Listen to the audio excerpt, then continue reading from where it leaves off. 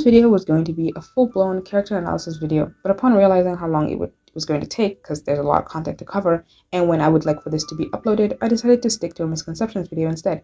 There's just so much we know and don't know about Zhongli that I'm thinking of putting it off until I'm confident in the information I am presenting you. So instead, today I will be discussing the misconceptions people seem to have about Zhongli's character. If you would like to see a video about me talking about Zhongli just in general, because he is one of my favorite characters and I'm sure I'll make another video about him, subscribe. Anyways, let's get on with the video.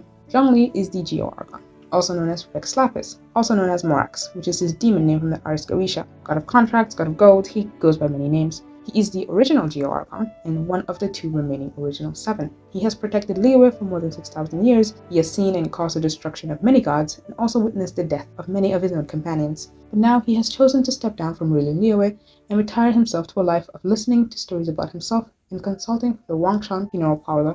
His retirement is probably the biggest issue people seem to have with him.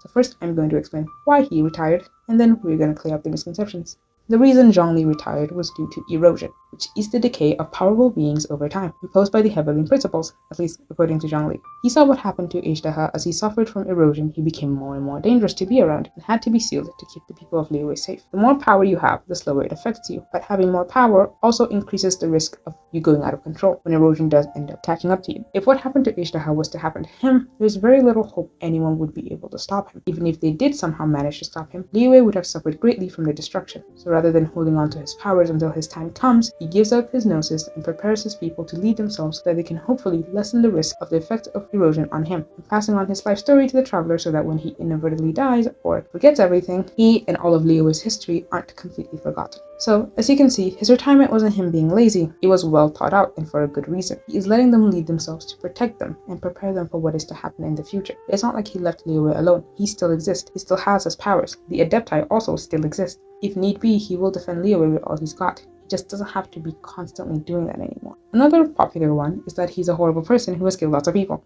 First of all, holding gods to the moral compass or standard of humanity is a recipe for failure. If he hadn't killed all those other gods, Liyue wouldn't have existed. He lived in a kill or be killed world. There really wasn't much of a choice in the matter. Every Archon has caused some form of destruction in one way or the other before, just to keep their people safe. Except Nahida. She hasn't lived long enough to sacrifice others for the safety of her own people, and these are more peaceful times, so she probably will never have to. Even Fossalor, who everyone agreed suffered greatly, had to let some of her own people get dissolved before she could save the rest of her region. Are you going to say she's a horrible god for letting those people get dissolved, even though it saved the rest of Fontaine? No, of course not. She had to. She had no other choice. I'm not saying he's a good person, but I don't agree with the sentiment that he's a bad person either. Next one would be when he agreed to the contract of having Osile attack Liyue to see if they were ready, he inadvertently killed some people. Now, I cannot prove or deny that people died before we could stop Osile, but what I can say is that the Millelith didn't record any losses, and they probably evacuated everyone before anything happened, because you would see a sea monster coming. If Osile had been an actual threat to Liyue, and if we couldn't handle it, he would have stepped in no problem. Why would he watch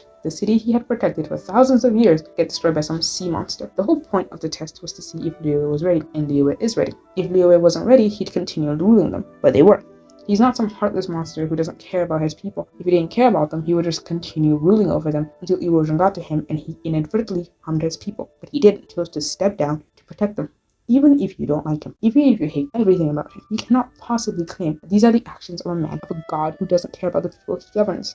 There's also one about how his retirement would cause an economic collapse in Teyvat since he was the one creating Mora. I slightly disagree with the statement because there is enough Mora left in Teyvat for the people to figure out either a way to make it themselves or find something else to use as a unit or currency. He quite literally tells us there's enough Mora left. Even we humans haven't always used paper money. The unit of currency has changed all throughout human history. I'm sure the people of Teyvat can figure something out. Obviously, there will be some negative consequences like inflation. But that's just how life is. People will persevere, don't worry. Lastly, the whole not telling the traveler anything about their sibling thing being seen as him using us. The god of contracts doesn't want to break a contract. He is the oldest of all the Archons and has witnessed Celestia's wrath when it comes to those that have enraged them. Him not telling the traveler about their sibling is not out of malice or ill intent, or because he was using us and he doesn't want to hold up his end of the bargain. It is out of fear of jeopardizing the safety of his people, and it would be very hypocritical of him to punish others for breaking a contract and then doing so himself because it's convenient. There's literally an entire story quest about him punishing someone for breaking a contract. If we were to finish that story quest and then the next thing he does is break a contract, wouldn't that just make him seem like a hypocrite? You could say he's no longer the god of contracts, that he signed a contract to end all contracts. But that could, one, only be for newer contracts, not the old ones. And even then, the argument of not wanting to anger Celestia to keep his people safe still stands.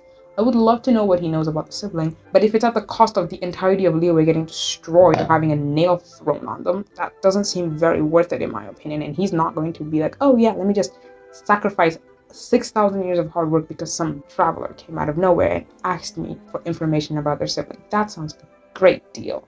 In conclusion, like basically every other character in Genshin for some reason, Zhongli suffers from being misinterpreted by people who disagree with his way of conduct, to the point where they feel the need to misrepresent him every chance they get. This video isn't to convince you to like him, but you can disagree with a character while still being truthful about them. I don't like every character in Genshin. There are popular characters in Genshin that I don't get why people like them so much, but I'm not gonna make up lies about them just because I don't like them. You can like things for no reason. Anyways, have you heard other misconceptions that I didn't talk about here? Because I feel like I'm missing a few. I might be missing a few. These are just the ones that I can remember off the top of my head or I've heard a lot. Anyways, thanks for watching. Subscribe and see you whenever.